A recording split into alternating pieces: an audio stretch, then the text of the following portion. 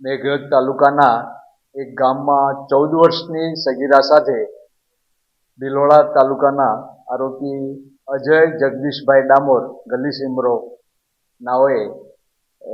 તેની સાથે જઘન્ય કૃત્ય આચરેલું અને જેની ફરિયાદ ભોગ બનનારની માતાએ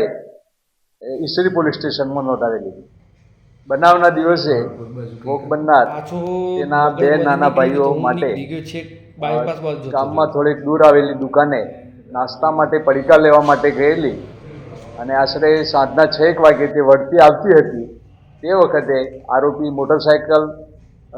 લઈને આવેલો અને રસ્તામાં તેને રોકી તેના સાથેના ભાઈઓને 10-10 રૂપિયા આપી અને ફરી દુકાને મોકલી અને ભોગ બનનારને લલચાવી અને ફસાવી અને તેનો હાથ પકડી અને બાજુમાં આવેલ ઘાસના ખેતરમાં ખેંચી જઈ તેની મરજી વિરુદ્ધ તેની સાથે જઘન્ય કૃત્ય આચરેલું અને ત્યાંથી તેને છોડીને આરોપી ભાગી ગયેલો. ત્યારબાદ તેના ઘરના ભોગ બનનારને શોધી દવાખાને લઈ ગયેલા, તેની સારવાર કરાવેલી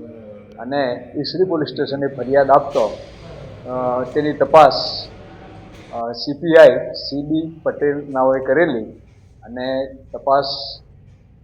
દરમિયાન જે પુરાવો મેળવી અને ચાર્જશીટ કરતો મોડાસાના એડિશનલ સેશન જજ HN વકીલ સાહેબની કોર્ટમાં કેસ ચાલેલો અને